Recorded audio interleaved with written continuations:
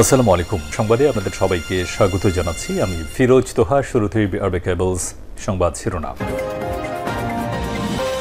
পুরোদমে ভারত পাকিস্তান যুদ্ধ চলছে, আর এই মুহূর্তে আমাদের হাতে এসেছে যুদ্ধের সবথেকে গুরুত্বপূর্ণ তাজা আপডেট সংবাদ। প্রথমেই জানাবো ভারত ও পাকিস্তানের মধ্যে পরমাণু যুদ্ধের ঝুঁকি আসলেই কতটা।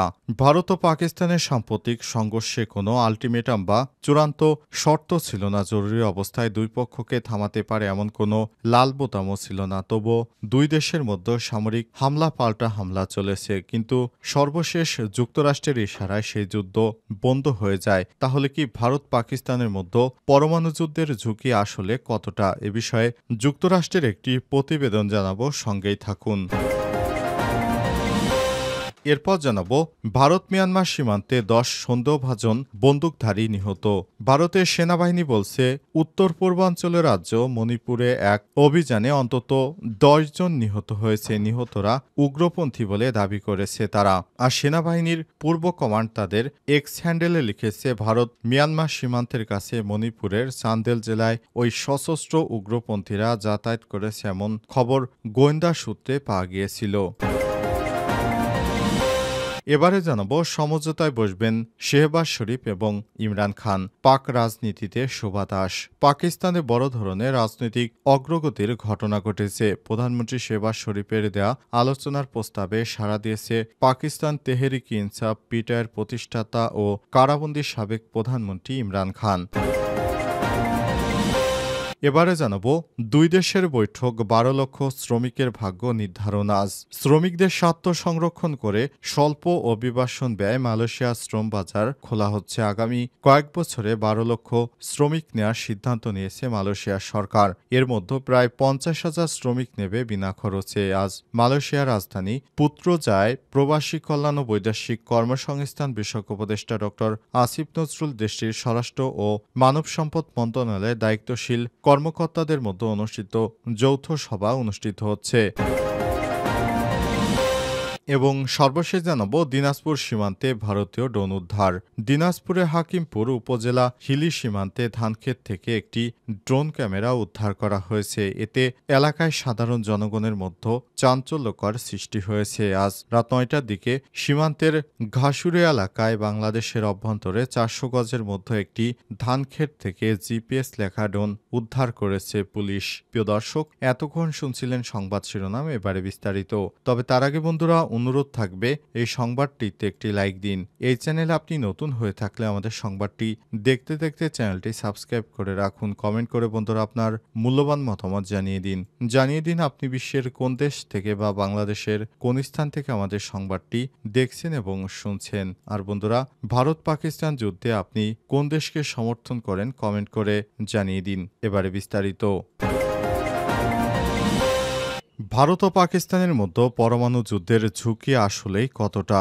ভারত ও পাকিস্তানের সাম্প্রতিক সংঘর্ষের কোনো আলটিমেটাম বা চূড়ান্ত শর্ত ছিল না। জরুরি অবস্থায় দুই পক্ষকে থামাতে পারে এমন কোনো লাল বোতামও ছিল না। তবুও দুই দেশের মধ্যে সামরিক হামলা পাল্টা হামলা চক্র, নেপথ্যে যোগাযোগ এবং দ্রুত আন্তর্জাতিক মধ্যস্থতায় অঞ্চলগুলোর দিকে ধেয়ে আসে বিপজ্জনক ছায়াটি সরিয়ে দিতে পেরেছে। ভারত ও পাকিস্তানের মধ্যে এই সংকট পরমাণু যুদ্ধের দিকে মোড় নেয়নি বটে, কিন্তু দুই দেশের মধ্যে সাম্প্রতিকতম সংঘর্ষ মনে করিয়ে দিয়েছে যে পরিস্থিতি কত দ্রুত বিপজ্জনক হয়ে উঠতে পারে। সেই একই কথা বিজ্ঞানীরা একটি মডেলের সাহায্যে ব্যাখ্যা করেছেন। 2019 সালে বিশ্বের বিভিন্ন ক্ষেত্রে বিজ্ঞানীদের একটা দল একটি গবেষণা চালিয়েছিলেন, how an India Pakistan nuclear war could start and have global consequence শীর্ষক ওই গবেষণার প্রতিবেদনের শুরুতেই হয়েছিল 2025-এর একটা কাল্পনিক দৃশ্য নিয়ে দেখাতে বলা হয়েছিল। 2025 সালে ভারতের সংসদে সশস্ত্র গোষ্ঠীর হামলার জেরে ধরে পাকিস্তানের সঙ্গে পারমাণবিক যুদ্ধের সূচনা ঘটে। সেই গবেষণার 6 বছর পরে এখন বাস্তবেও দুই দেশের মধ্যে পূর্ণাঙ্গ সংঘাতের আশঙ্কা সৃষ্টি হয়। যুক্তরাষ্ট্রের মধ্যস্থতায় যুদ্ধবিরতি হলেও ওই অঞ্চলে স্থিতিশীলতা কতটা ভঙ্গুর হতে পারে তার অসম্বিকর স্মৃতিগুলোকে আরও একবার জাগিয়ে তুলেছে দুই দেশের মধ্যকার এই উত্তেজনাপূর্ণ আবহ সংকট বৃদ্ধির সাথে সাথে পাকিস্তান দুই ধরনের বার্তা দিয়েছিল। একদিকে দেশটি যখন সামরিক পদক্ষেপ নিয়েছে, অন্যদিকে পাকিস্তান ন্যাশনাল কমান্ড অথরিটি বৈঠক ডাকা হয়। পাকিস্তানের ওই পদক্ষেপ প্রতীকী ছিল নাকি কৌশলগত, অথবা তারা সত্যি কি সতর্ক নিয়েছিল কিনা তা আমরা কখনোই জানতে পারব না। তবে মার্কিন পররাষ্ট্রমন্ত্রী মার্ক রুবিও যখন দুই দেশের মধ্যে উত্তেজনা প্রশমনের উদ্দেশ্যে পদক্ষেপ নিয়েছিলেন, এটা একই সময়কারী ঘটনা। ভারত মিয়ানমার সীমান্তে 10 সন্দেহভাজন বন্দুকধারী নিহত। ভারতের সেনাবাহিনী বলছে, উত্তর পূর্বাঞ্চলীয় রাজ্যে মণিপুরে এক অভিযানে অন্তত 10 জন নিহত হয়েছে। নিহতরা উগ্রপন্থী বলে দাবি করেছে তারা। সেনাবাহিনীর পূর্ব কমান্ড তাদের এক্স হ্যান্ডেলে লিখেছে, ভারত মিয়ানমার সীমান্তের কাছে মণিপুর চান্দেল জেলায় ওই সশস্ত্র উগ্রপন্থীরা যাতায়াত করেছেন এমন গোয়েন্দা খবরের সূত্র পাওয়া গিয়েছিল। আসাম রাইফেলসের একটি দল সেখানে অপারেশন শুরু করে। সন্দেহভাজন উগ্রপন্থীরা সেনা সদস্যদের উপর তখন তীব্র আকারে গুলি চালাতে থাকে। অবস্থায় সেনা সদস্যরা পাল্টা গুলি চালিয়ে তারপর সন্দেহভাজন সেই ব্যক্তিদেরকে হত্যা করতে সমর্থ হয়েছে।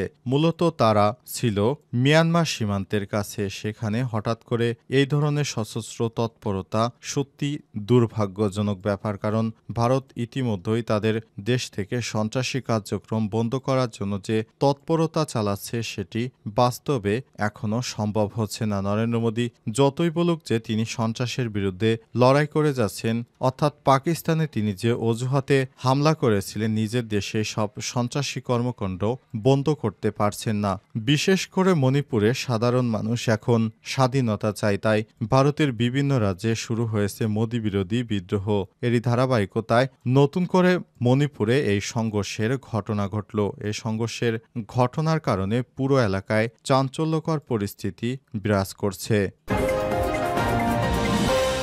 সমঝোতায় বসবেন শেহবাজ শরীফ এবং ইমরান খান। পাক রাজনীতিতে সুবাতাস। পাকিস্তানে বড় ধরনের রাজনৈতিক অগ্রগতি ঘটেছে। প্রধানমন্ত্রী শেহবাজ শরীফের দেয়া আলোচনার প্রস্তাবে সাড়া দিয়েছে পাকিস্তান তেহরিক ইনসাফ পিটিআই প্রতিষ্ঠাতা ও কারাবন্দীর সাবেক প্রধানমন্ত্রী ইমরান খান। পিটিআইয়ের চেয়ারম্যান ব্যারিস্টার গওহর আলী খান আদিয়ালা কারাগারে ইমরান খানের সঙ্গে সাক্ষাৎ করে এই সম্মতি আদায় করেন। ইমরান খান চেয়েছেন আলোচনা যেন গণমাধ্যমের বাইরে শান্ত পরিবেশে হয়। পিটিআই জানিয়েছে এখন তারা আনুষ্ঠানিকভাবে সরকারের সঙ্গে আলোচনার উদ্যোগ নেবে। দলটি মনে করে আগের আলোচনাগুলো মিডিয়ার নজরে থাকতে ব্যর্থ হয়েছিল। সূত্র জানিয়েছে ইমরান খান চান আলোচনায় সেনাবাহিনীর সমর্থন থাকুক, এমনকি তিনি সেনাপক্ষের কোনো প্রতিনিধির সঙ্গে বৈঠকেও রাজি। সম্প্রতি ভারতীয় অভিযানের পর দেশজুড়ে রাজনৈতিক সমঝোতার দাবি বাড়ায় এই পদক্ষেপ এসেছে বলে জানা গেছে। ইমরান খান শুরু থেকেই তিনি পাকিস্তানের সাধারণ মানুষের পক্ষে কাজ করতেন। এ কারণে তার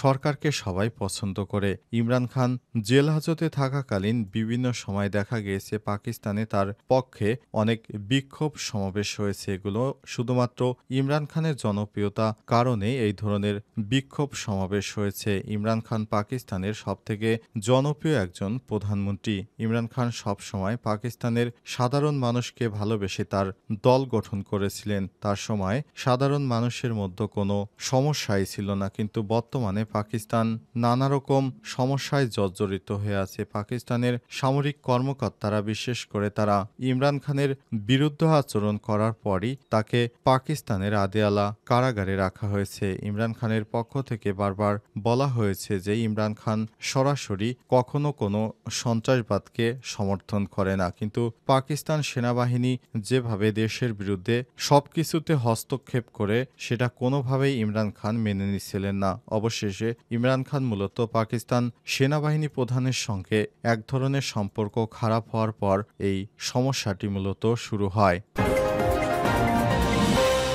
দিনাজপুর সীমান্তে ভারতীয় ড্রোন উদ্ধার। দিনাজপুরের হাকিমপুর উপজেলা হিলি সীমান্তে ধানক্ষেত থেকে একটি ড্রোন ক্যামেরা উদ্ধার করা হয়েছে। এতে এলাকায় সাধারণ জনগণের মধ্যে চাঞ্চল্যকর সৃষ্টি হয়েছে। বুধবার রাত 9টার দিকে সীমান্তের ঘাসুরিয়ায় এলাকায় বাংলাদেশের অভ্যন্তরে 400 গজের মধ্যে একটি ধানক্ষেত থেকে জিপিএস লেখা ড্রোন উদ্ধার করে পুলিশ। হাকিমপুর হিলি থানা পুলিশের পরিদর্শক তদন্ত জাহাঙ্গীর আলম জানান, গতকাল বিকেলে হিলি সীমান্তে ঘাসুরিয়া সীমান্ত এলাকায় ধান খেতে কাজ করছিলেন কৃষক প্রফুল্ল টপ্পা। এ সময় ধান খেতে ড্রোন পড়ে থাকতে দেখে সেটি বাড়ি নিয়ে যায়। এরপর এলাকাবাসীর মাধ্যমে খবর পেয়ে প্রায় 10টার দিকে থানা পুলিশ ও বিজিবি সদস্যরা ওই ড্রোনটি থানায় নিয়ে আসেন। দিনাজপুর জেলা পুলিশের সুপার মারুফ সহ হোসাইন কালবেলাকে বলেছেন, প্রাথমিকভাবে ধারণা করা হচ্ছে সীমান্তের ওই পার থেকে ড্রোনটি ওড়ানোর সময় বাংলাদেশে এসে পড়ে যায়। এটি ভারতীয় ড্রোন ক্যামেরা বলে প্রাথমিকভাবে ধারণা করা হচ্ছে। তবে কী কারণে বাংলাদেশ সীমান্তে ড্রোন উড়িয়েছে সে বিষয়টি এখনও স্পষ্ট করা যায়নি। এটি বাংলাদেশ সীমান্তে কেন নজরদারি করছিল সে বিষয়টি এখনও স্পষ্ট হওয়া যায়নি। বিশেষ করে ভারত পাকিস্তানের মধ্যে ড্রোন যুদ্ধ তীব্রতর হয়েছে। এরপর বাংলাদেশের সীমান্তে এই ধরনের ড্রোন আসলে সত্যি একটি ভীতিকর পরিস্থিতিতে ফেলেছে সীমান্তবাসীদের। সীমান্তের মানুষ অনেকের মনে আতঙ্ক শুরু হয়েছে, কারণ ভারতের কলকাতার বিশেষ করে বিভিন্ন চ্যানেলগুলো বলছে যে এখন সময় এসেছে বাংলাদেশের উপর হামলা করতে হবে। এরপর এই ধরনের ড্রোন মানুষের মনে সন্দেহের সৃষ্টি করেছে।